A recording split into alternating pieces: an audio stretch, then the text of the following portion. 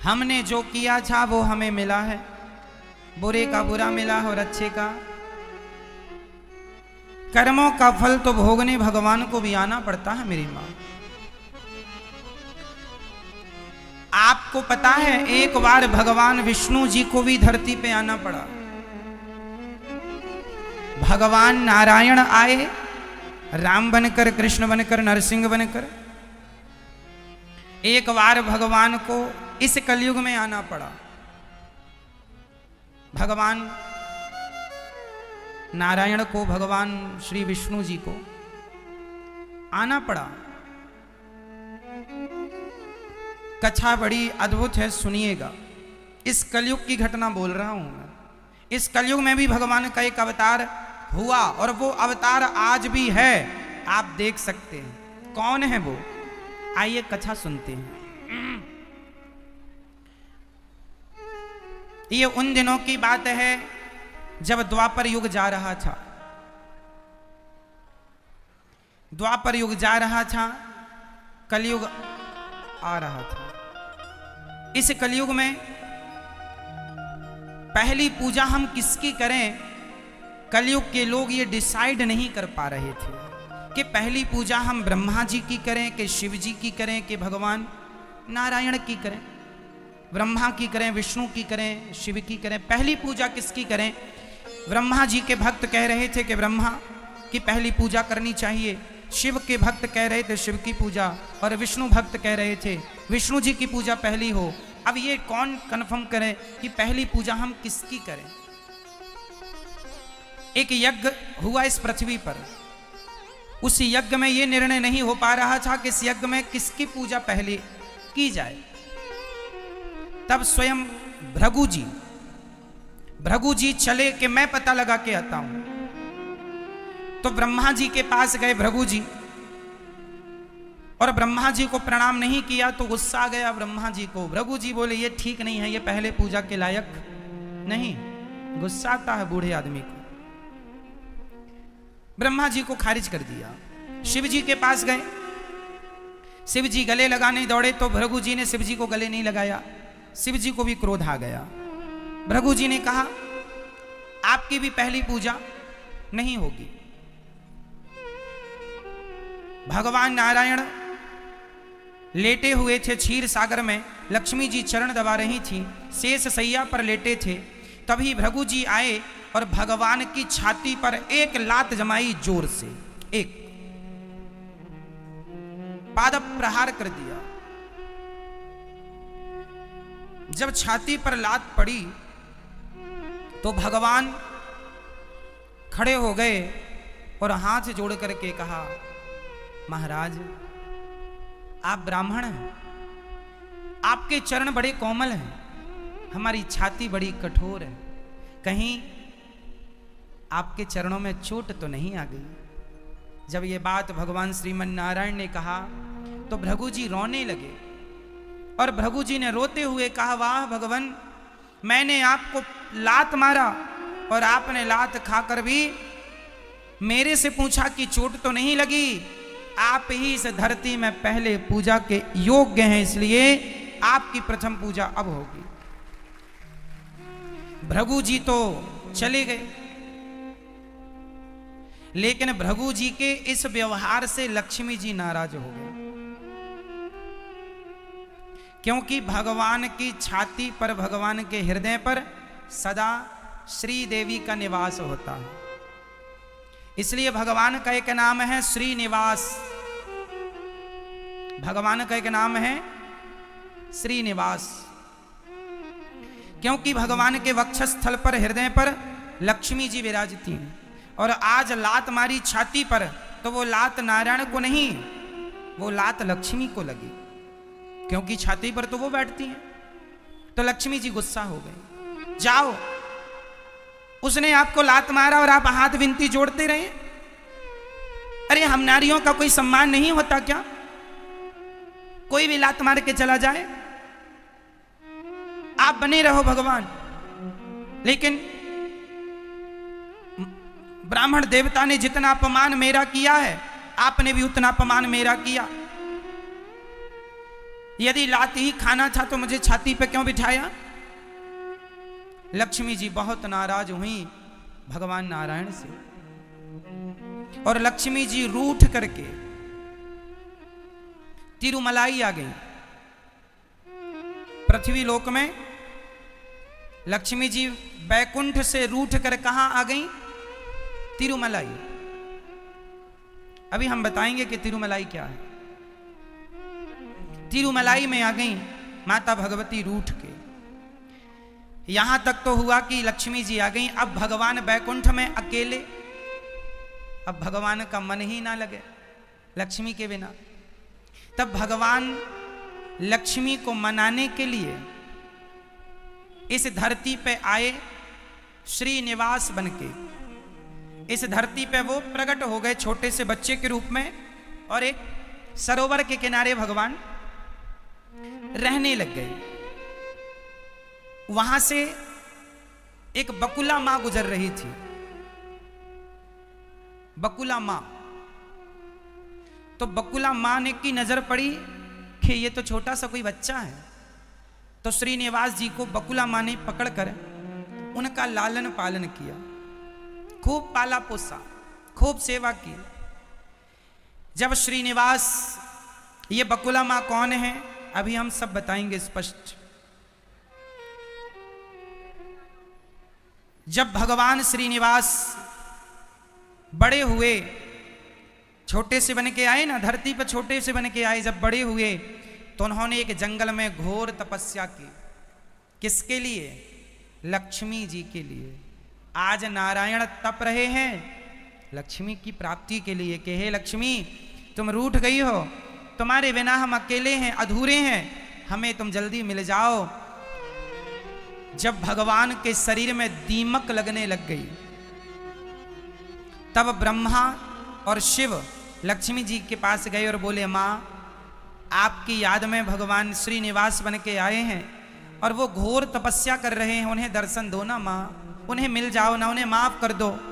पर मां लक्ष्मी को ना जाने क्या हुआ, आया और वो आके पद्मावती को पकड़ना चाहा। तब तक श्रीनिवास आ गए और श्रीनिवास ने हाथी को उठाकर जो पटका, और भगवान के रूप रंग को देखकर, क्योंकि श्रीनिवास उस समय मनुष्य के रूप में थे, तो पद्मावती ने जब श्रीनिवास जी को देखा तो वो उन पर मोहित हो गई। और जब मोहित हुई तो उसने रोका, क्योंकि उनके पिता ने बता दिया था कि तुम्हारा विवाह भगवान विष्णु से होने वाला है, क्योंकि वो श्रीनिवास तो साक्षात विष्णु हैं।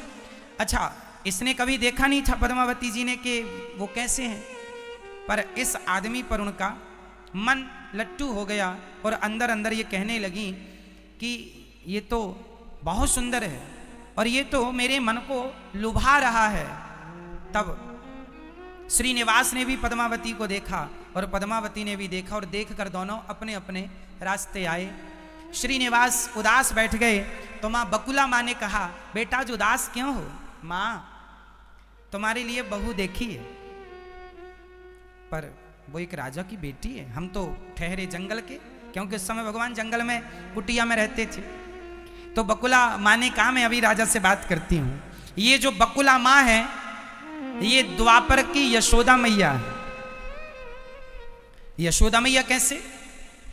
क्योंकि यशोदा मैया ने भगवान श्री कृष्ण से 11.5 साल की उम्र में दूर हो चुकी थी। रुक्मणी जी से विवाह हुआ भगवान का, सत्यभामा से, कालिंदी से 16,108 विवाह हुए भगवान के, लेकिन एक भी विवाह में माता यशोदा सम्मिलित ना हो पाई। तो जब अंतिम में भगवान मिले ना, तो यशोदा मैया से पूछा था भगवान ने, माँ तुम्हारी क्या इच्छा है? तो यशोदा मैया ने कहा, कन्हैया तुझे बचपन का, तुझे दूध पिलाने का सुख तो मुझे मिला है, तुझे खिलाने का, तुझे रोता हुआ देखा है, हंसता हुआ देखा है, दौड़ता हुआ देखा है, तेरे हर रूप रंग को मैंने देखा है, पर मैंने तेरी शादी होते हुए नहीं देखी। कन्हैया तेरी माँ की इच्छा है कि मैं तेरी शादी होते हुए देखूं। तो जो मैया, भगवान ने कहा मैं कलयुग में अवतार लूंगा, तब मैं आपका बेटा फिर से बनूंगा और तब मेरी शादी आप ही कराओगी। तो वही यशोदा मैया, वृंदावन की यशोदा, आज दक्षिण भारत में तिरुमलाई, तिरुमलाई में एक जंगल में वो माँ यशोदा आज बकुला माँ बन के आई हैं। तो ये जो माँ है, ये माँ गई यशोदा मैया जो भगवान श्री निवास की माँ है, ये राजा से बोली कि आपकी बेटी जो है पद्मावती वो मेरे बेटे को पसंद आई है। तो राजा बोले देवी मेरी बेटी का विवाह तो विष्णु से होने वाला है। तो माँ ने कहा मेरा बेटा विष्णु ही है। अब राजा तैयारी, ठीक है तैयारी करो। अब यहाँ तो राजा थे तैयारी चालू, पर जो भगवान श्रीनिवास थे उनके पास तो कोई शादी विवाह, अब राजा की बेटी से विवाह कर रहे हैं तो देखो थोड़ा तो खर्चा लड़का पक्ष का भी होगा, इनके पास कोई पैसा था नहीं। तब भगवान श्रीनिवास जी ने कुबेर को बुलाया और कुबेर से कहा कि तुम हमें कुछ पैसा उधार दो। कुबेर ने कहा प्रभु हम दे तो दें, लेकिन आप चुकाओगे कैसे, क्योंकि आपकी रिटर्न फाइल तो इस समय कमजोर चल रही है, लक्ष्मी जी आपसे नाराज चल रही है ना, आपकी तो लक्ष्मी ही सब है और वो भी लक्ष्मी जी आजकल आपके पास नहीं है। तो बैंक भी लोन तभी देती है जब आपके पास कुछ माल हो, फोकट आदमी को तो कोई बैंक लोन करती नहीं है। तो कुबेर जी बोले हम कैसे लोन सैंक्शन कर दें। भगवान बोले नहीं नहीं हम आपका पैसा चुकाएंगे। तो कुबेर से भगवान ने पैसा लिया उधार, किसके लिए लिया, शादी के लिए। अच्छा, अब महिला सीता बनी थी और जो असली सीता थी वो अग्नि में प्रवेश कर चुकी थी। ये बात रामचरितमानस में लिखी है। जब तक मैं निशाचरों का नाश करूंगा तब तक आप पावक में वास करिए। माता सीता को राम जी ने कहा था जब लो करो निशाचर नासा तब तक करो अग्नि में वासा। तो असली सीता, रावण जिन सीता को लेके गया था वो असली सीता नहीं।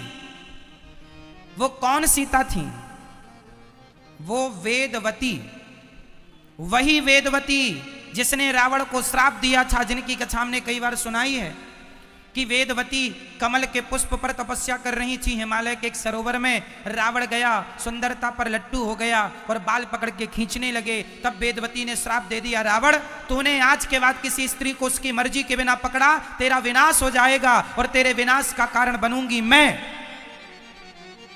तो राम जी ने सीता जी को अग्नि में वास करा दिया था और वेदवती सीता बन के आई। और रावण जिन सीता का हरण किया वो सीता थी वेदवती। और रावण ने जब राम ने सीता को मारा और सीता वापस आई तो सीता ने कहा, प्रणाम किया राम को और राम से कहा प्रभु मैं आपकी पत्नी कब बनूंगी, अभी तो मैंने आपकी पत्नी की केवल भूमिका निभाई है, अभी तो मैंने आपकी पत्नी की केवल भूमिका निभाई है। अब बताओ कि मुझ वेदवती को आप कब अपनी पत्नी बनाओगे। राम बोले इस जन्म में नहीं, इस जन्म में तो मेरी पत्नी सीता ही रहेगी। मैं कलयुग में आऊंगा श्रीनिवास बन के, तुम पद्मावती बन के आना। तुमने रावण के यहाँ जाकर तुम मेरी बहुत तुमने मदद की है, बहुत मेरा सहयोग किया है। मैं तुम्हारा ऋणी हूं और मैं इस ऋण को चुकाने के लिए तुम्हारी इच्छा जरूर पूरी करूंगा। मैं तुम्हारा पति बनूंगा कलयुग में। तो माता लक्ष्मी को भगवान श्रीनिवास ने कहा कि ये जो पद्मावती है इसको मैंने त्रेता में वचन दिया था तो निभाने तो आना था। तो ये पद्मावती है और पद्मावती को भला मैं कैसे छोड़ सकता हूं, उसके एहसान को कैसे भूल सकता हूं। लक्ष्मी सीता बनी थी ना। अब माता लक्ष्मी कुछ समझती तब तक पद्मावती आ गई, बोली नहीं ये कहीं नहीं जाएंगे। लक्ष्मी जी बोली जाएंगे। जब दोनों आपस में कहने लगी, एक कहने लगी जाएंगे, एक कहने लगी नहीं जाएंगे, भगवान की जटा कट गई। इसलिए वहां जटा देते हैं, ये जटाएं हैं ना, तो वहां जटाएं दान करने की महिमा है। दूसरा, कुबेर से भगवान ने पैसा लिया था। आज भी कहते हैं तिरुपति बालाजी को जितना भी चढ़ावा चढ़ता है उस चढ़ावे से तिरुपति बालाजी कुबेर को पैसा दे रहे हैं कि कलयुग में जो भक्त हमें चढ़ावा देंगे उससे हम कुबेर जी आपका पैसा चुकाएंगे। तो आज भी इस धरती के सबसे कर्जीले भगवान कोई हैं तो तिरुपति बालाजी। उनके सिर पे कर्जा है कुबेर का। उनके वहां फिर वो दोनों श्री निवास तो बन गए तिरुपति, और लक्ष्मी जी बन गई, वो भी वहां पत्थर की हो गई, वो भी एक मूर्ति विग्रह में परिणत हो गई। और वहां पर पद्मावती भी मूर्ति के रूप में परिणत हो गई। और वहां पर हमारी श्री किशोरी जू भी पहुंची हैं लीला। हमारी श्री किशोरी जू मतलब श्री राधा रानी, श्री देवी, भूदेवी और लीला देवी, इन तीनों के पति हैं, इसलिए उनका नाम है त्रिपति। उनका असली नाम है त्रिपति, तीन के पति। तो तिरुपति जी बाद में नाम पड़ा त्रिपति से तिरुपति। तो जो तिरुपति हैं वो तीन के पति हैं, लीला देवी, भूदेवी और श्री देवी, पद्मावती और लक्ष्मी जी। और मैं यदि सब कुछ भगवान करते हैं तो फिर हम लोग जो झूठ बोलते हैं वो भी तो भगवान की मर्जी से ही बोल रहे हैं। नहीं तो हमारी तो वाणी में इतनी ताकत ही कहाँ। भाई जो हो रहा है भगवान करा रहे हैं। हम सच बोलें तो ईश्वर, बुरा करें तो ईश्वर, भला करें तो ईश्वर, सब भगवान कर रहे हैं। तो इस बात को यदि आप हमसे प्रश्न करें कि महाराज जी इसका समाधान दीजिए, तो आओ मैं एक दृष्टांत से इसका समाधान देता हूं। क्या सच्ची हमारे झूठ के गुनहगार भगवान हैं? क्या सचमुच हमारे चोरी के गुनहगार भगवान हैं? आओ इसे एक दृष्टांत से समझने की कोशिश करते हैं। आप रेडी हैं? सावधान, बोलो हाँ। चलिए सुनो। एक बगीचा था। उस बगीचे में एक व्यक्ति उस बगीचे की रखवाली करता था, जो कि उस बगीचे का मालिक था। वहां बढ़िया बढ़िया फलों के वृक्ष लगे थे, फल भी लगे थे, हरी हरी घास भी लगी थी। अचानक एक चरवाहे की गाय उसके बगीचे में घुस गई। बड़ी सावधानी से सुनना। एक चरवाहे की गाय उसके बगीचे में घुस गई। अब जब गाय बगीचे में गई तो वहां हरी हरी घास गाय खाने लगी। बगीचे का मालिक भी वहीं था। उसकी नजर पड़ी कि गाय बगीचे में घुस आई, बाड़ी तोड़कर। बाड़ी मतलब कांटों की बाड़ी किसान लोग लगाते हैं। तो बाड़ी तोड़कर ये गाय घुस आई। तो उस बगीचे के मालिक ने गाय के पीछे इतने जोर का डंडा मारा उसके रीढ़ की हड्डी पर कि वो गाय डंडा पड़ते ही मर गई। अब समझिएगा, जब गाय मरी तो वहां पर ब्रह्म हत्या प्रकट हो गई, गौ हत्या प्रकट हो गई। तो गौ हत्या को देखकर वह बगीचे का मालिक बोला, तुम कौन हो? उसने कहा, मैं गौ हत्या हूं। तुमने गाय को मारा, अब मैं तुम्हें आऊंगी तुम्हारे ऊपर। तुमने पाप कर दिया, गाय को मार डाला तुमने। तो वो बगीचे का मालिक बड़ा चतुर था। उसने कहा कि गाय को हमने थोड़ी मारा है। तो गौ हत्या ने कहा, मारा किसने? बोला, मारा है इन हाथों ने। यदि हाथ ना उठते कैसे मरती गाय? तो जिम्मेदार ये हाथ है। तो हाथों के देवता कौन? इंद्र। हाथों के देवता, शरीर के हर अंग के देवता होते हैं, तो हाथों के देवता कौन? तो उस बगीचे के आदमी ने अपनी चतुराई से गौ हत्या से कहा कि ए हत्या, तू जा इंद्र के पास और इंद्र को लग जा। तो हत्या गई इंद्र के पास। अब इंद्र ने देखा, कौन हो? मैं गौ हत्या हूं, यहां क्यों आई हो? बोले, आपने मारा है गाय को। इंद्र बोले, हम तो यही हैं, यहां तो गाय हमने मारी नहीं। बोले, नहीं, वो बगीचे का एक आदमी है, उसने कहा कि तुम हाथ पर बैठते हो, और हाथ ने गाय मार डाली। इंद्र समझ गए मामला कि बड़ा चतुर आदमी है। मनुष्य मृत्यु लोक का आदमी खोपड़ी में भले अच्छा सोचे ना सोचे, ऐसी सोच जरूर रखता है बचने बचाने की, कि कैसे बचूं। तो इंद्र भी कम चतुर नहीं। इंद्र ने कहा, अच्छा ये बताओ गौ हत्या, कि यदि हाथ ने मारा तो हाथ तो तब ही मारते ना, क्योंकि हाथ तो मन के अधीन है, बुद्धि के अधीन है। भाई बुद्धि ने आदेश दिया मारो, तब ना मारा, तो जाओ। बुद्धि के देवता भगवान ब्रह्मा है, जाओ ब्रह्मा जी के पास। अब हत्या ब्रह्मा जी के पास गई। ब्रह्मा जी लो हमें।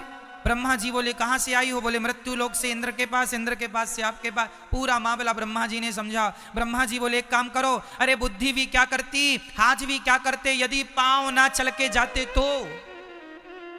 तो गलती पांव की। पांव क्यों चल के गए? गाय तक चल के कौन गया? गाय तक चल के कौन गया? पांव। इसलिए पांव के देवता हैं भगवान नारायण। चरणों के देवता कौन? चरणों में भगवान का वास होता है। उस पाप का अधिकारी भी तू चल पाप भोग। होशियार बन रहा है? सोचो। अब समझना इस बात की गहराई को। हम लोग कहते हैं ये घर मेरा है, ये पत्नी मेरी है, ये पुत्र मेरा है, लेकिन हम कहते हैं ये पाप हमारा नहीं है, ये पाप तो भगवान की मर्जी से हुआ है।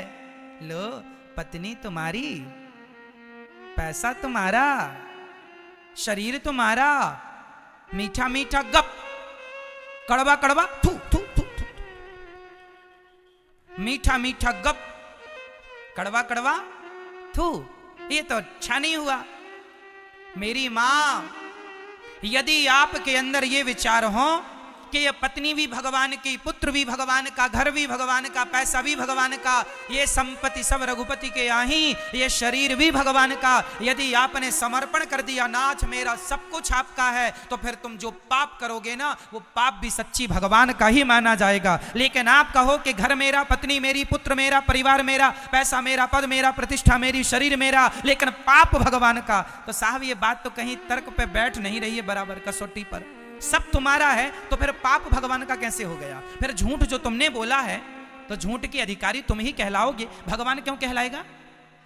बोलो मेरी मां, पत्नी तुम्हारी है, सब तुम्हारा है और झूठ भगवान का। वाह। यदि आप सच्चे भक्त हैं और आप कहते हैं कि सब कुछ भगवान का है, यदि आप दिल, दिमाग, मन, बुद्धि से मान लेते हैं कि ये सब कुछ ईश्वर का है, तो मैं आपको लिख कर देता हूं, यदि तुम मान लोगे कि यह शरीर भगवान का है तो तुम्हारा हाथ कट जाएगा, जरा सा भी तुम्हें दर्द नहीं होगा, क्योंकि मान लिया है तुमने भगवान का है तो दर्द भी भगवान को होगा, तुम्हें नहीं होगा। ये उच्च कोटि की साधना और भक्तों के लक्षण है। कई भक्तों की कथा आती है जिन भक्तों के लोगों ने हाथ काट दिए थे। सदन कसाई की कथा मैंने आपको सुनाई, कई महीने पहले सुनाई थी, दोहरा देता हूं आपको।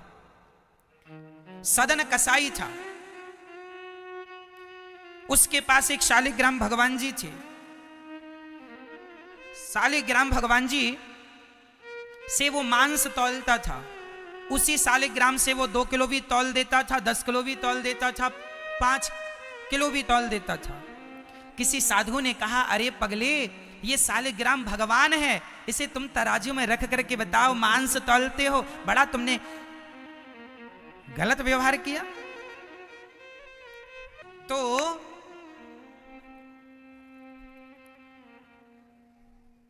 मेरी मां सदन कसाई जो थे, उन्होंने संत जी ने कहा कि आपने भगवान को तराजू में रख के मांस तौला, ये तो भगवान का बड़ा अपमान कर दिया आपने। एक काम करो, ये भगवान जी हमें तो, हम इनकी पूजा करेंगे, दूध दही बढ़िया। तो संत जी भगवान जी को लेके चले गए। अब संत जी ने उनको दूध से, दही से, घी से, शक्कर से नहवाया, बिठा दिया। अब रात को भगवान ने सपने में संत जी से कहा, अरे संत जी, हमें आप क्यों लेके आ गए? हम सदन के पास खुश थे, क्यों? बोले वो हमें रोज झूला झूलाता था तराजू में, रोज झूला झूलने का मन करता, रोज ठोर तराजू ऊपर नीचे 50 बार झूला झूलाता, हम बड़े खुश थे उसके झूले में, और तुम यहाँ ले आके बिठाल दिए हमें, बस 2-4 मिश्री के दाने दे दिए, हो गया। हम संतुष्ट नहीं हैं आपके पास, हमें जल्दी दे के आओ। रात, आधी रात को सदन बोले, बहन तुम मेरी माँ हो, बहन हो, बेटी हो, मैं गंदी निगाहें कभी नहीं करता। अब वो महिला बहुत अपने पैंतरे चलाई पर वो सक्सेस ना हो पाई। उसको लगा, अरे मेरा तो पति भी चला गया और ये भी हाथ से निकला जा रहा। तो महिला ने चिल्लाना शुरू कर दिया, अपना त्रिया चरित्र चालू किया, अरे भैया बचाओ। गांव के लोग आए, क्या हुआ? बोले इस पुरुष ने मेरे पति को मार डाला। अब लो, सदन कसाई पे झूठा आरोप लगा दिया। उसका पति का तो गर्दन कटी थी, इसने कह दिया मेरे पति को मार के मुझे पकड़ रहा है ये आदमी। लो भैया, सवेरा हुआ, गांव के लोगों ने सदन को खूब मारा और मार के राजा के सामने खड़ा किया। सदन बोले वाह भगवान, अच्छा पिटवाया आपने। ठीक है, जैसी आपकी इच्छा, कोई पाप हुआ होगा तो पिटवा रहे हो। सदन मुस्कुरा रहे हैं भीतर भीतर, ये ठाकुर जी की लीला है। वो समझ, देखो भक्त ना कभी ये नहीं सोचता कि अरे ये हो गए ना, वो ये समझ रहे हैं कि ये भगवान की कोई ना कोई लीला है। सदन को राजा के सामने खड़ा किया गया। राजा ने कहा सदन को, सैनिकों से कहा इस आदमी के दोनों हाथ काट दिए जाएं। दोनों हाथ काट दिए गए। अब सदन दोनों हाथ, सदन बोला मन में वाह प्रभु, जैसे खुद हो वैसे ही भक्त को भी बना दिया। भगवान के भी हाथ नहीं है ना, जगन्नाथ जी के भी। तो बोले आपने हमारे भी नहीं रहने दिए, कोई बात नहीं। सदन के हाथ कटे, पर सच्ची बताएं सदन को दर्द नहीं हुआ। सदन के हाथ कटे पर सदन को दर्द नहीं हुआ। क्यों दर्द नहीं हुआ? क्योंकि सदन सच्चे भक्त थे। वो ये जानते थे कि जो हो रहा है वो भगवान की मर्जी से हो रहा है, जो कर रहे हैं जगन्नाथ जी कर रहे हैं, इसलिए पूर्ण विश्वास था। तो जो हो रहा भगवान जी, जो भक्त ये समर्पण कर दे कि नाथ मैं तो आपका हूं, आपने तो हाथ कटवाए जगन्नाथ जी, आप तो सिर भी कटवा देते तो भी मैं आपका ध्यान करना ना छोड़ता, भजन करना ना छोड़ता। शिकायत नहीं की कि तुमने हाथ कटवा दिए। उन्हीं कटे हाथों से भगवान जी के पास गए, और जब गए तो जगन्नाथपुरी पहुंचने के साथ ही भगवान जगन्नाथ जी ने अपने पुजारियों से कहा झूठ नहीं बोलना, तो चुप रहो, कुछ ना बताओ। तो संत जी ने हाथ उठा के बता दिया इशारे से कसाई को कि आपकी गाय इस तरफ गई है। कसाई ने गाय को पकड़ लिया और कसाई ने गाय का सिर काट दिया। वही गाय इस जन्म में वो महिला बन के पैदा हुई और वह कसाई उसका पति बना। पिछले जन्म में कसाई ने गाय को काटा, तो इस जन्म में गाय ने महिला बन के अपने पति कसाई को काट दिया। वैसे ही उनका हिसाब चुकता हुआ, पर तुमने हाथ खड़े कर दिए थे तो तुम्हारे दोनों हाथ काट लिए गए। ये तुम्हारे पापों का दंड है। परंतु तुमने भक्ति नहीं छोड़ी, मुझ में निष्ठा नहीं छोड़ी, तो मैंने तुम्हारे दोनों हाथ तुम्हारे भक्ति के बल पर तुम्हें लौटा दिए हैं। ये तुम्हारी तपस्या है। ये सदन कसाई की चर्चा है। ये कथा हमने आपको क्यों सुनाई? ये हमने इस उत्तर पर सुनाई कि भगवान, आपने झूठ बोला, हमने चोरी की, तो हमारी चोरी का जिम्मेदार भगवान नहीं है, हमारे पाप के जिम्मेदार भगवान नहीं है, हमारे पाप के जिम्मेदार हम स्वयं हैं। कब हैं? जब आप ये कहते हैं कि ये पत्नी मेरी, पुत्र मेरा, परिवार मेरा, जब सब तेरा है तो तेरे द्वारा किया गया पाप भी तेरा है। लेकिन आप ये मान लें सच्चे हृदय से कि प्रभु ये सब आपका है, तो फिर आपका हाथ भी कट जाएगा तो दर्द नहीं होगा, क्योंकि आपने अपने आप को समर्पित कर दिया है भगवान के चरणों में। प्रभु अब मैं आपका हूं, अब मैं आपका हूं। समर्पण हो जाएगा।